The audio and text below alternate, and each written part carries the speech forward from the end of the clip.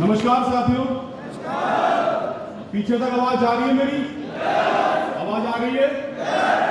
कैसे हैं आप सभी?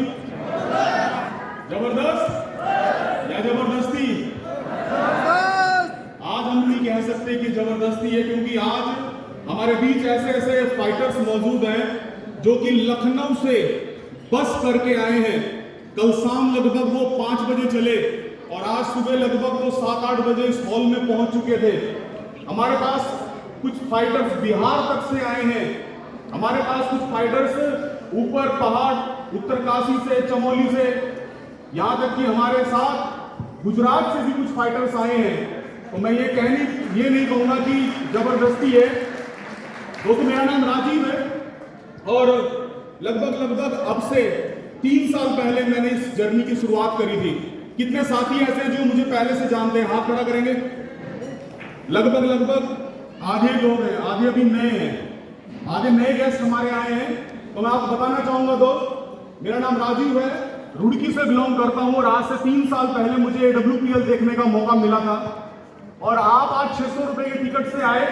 थोड़ा मुझे लगा कि मेरी कुछ बराबरी हो रही है, क्योंकि मुझे WPL के बारे में ऐसे प्रोग्राम में नहीं पता चला था। मुझे WPL के बारे में पता चला था फेसबुक के द्वारा। जब मैंने महागुरु जी का पे आउट देखा 36,50,000 रुपए एक हफ्ते का, मुझे यकीन नहीं आया।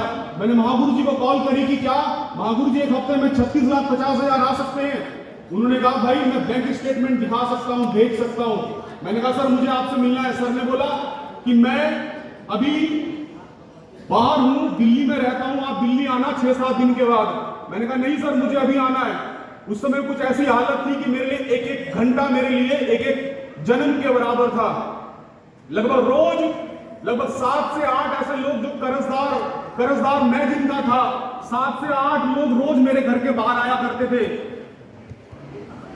हर इंसान मेरे माँ बाप ने मुझे सिखाया कि बेटा कभी झूठ मत बोलना, पर मैंने अपने माँ बाप को सिखा दिया कि पापा झूठ कैसे बोलना, मम्मी झूठ कैसे बोलना।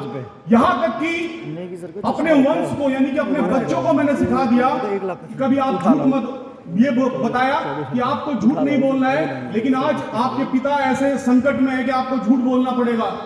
मेरी उस समय बेटी लगभग 8 साल की थी, मेरा बेटा 5 साल का। मेरी बेटा और बेटी जब बाहर वो कर्जदार आया करते तो वो बोलते कि पापा घर पे नहीं है। लेकिन मेरी नीयत ये नहीं थी कि मैं किसी के साथ गलत करूं।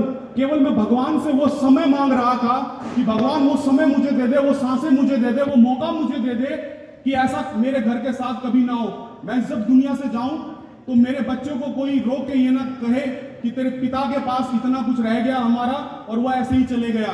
तो मैं एक मौके की तलाश में था। एक घंटा मेरे लिए भारी था और उस समय मुझे जाना था सर के पास। सर ने बुलाया कि भाई मैं अभी दिल्ली में रहता हूं लेकिन अभी 1 हफ्ते बाद मिलूंगा। तो अभी मैं जयपुर हूं। तो मैंने अपनी वाइफ की आखिरी गोल्ड की रिंग बची हुई थी, शादी के दौरान मैंने भी जो कुछ गोल्ड हमने भी दिया, मेरी ससुराल से उनको मिला। कुल मिलाकर जितना भी गोल्ड था वो धीरे धीरे करके मैं अपनी जरूरतों में उनसे लेता रहा। कभी उनसे हार लिया, कभी उनसे कंगन लिए, कभी उनसे अंगूठी ली, कभी उनसे झुमके लिए। एक दिन नंबर आया मंगलसूत्र का कि मैम आप ये भी दे दीजिए, मैडम आप ये भी दे दो।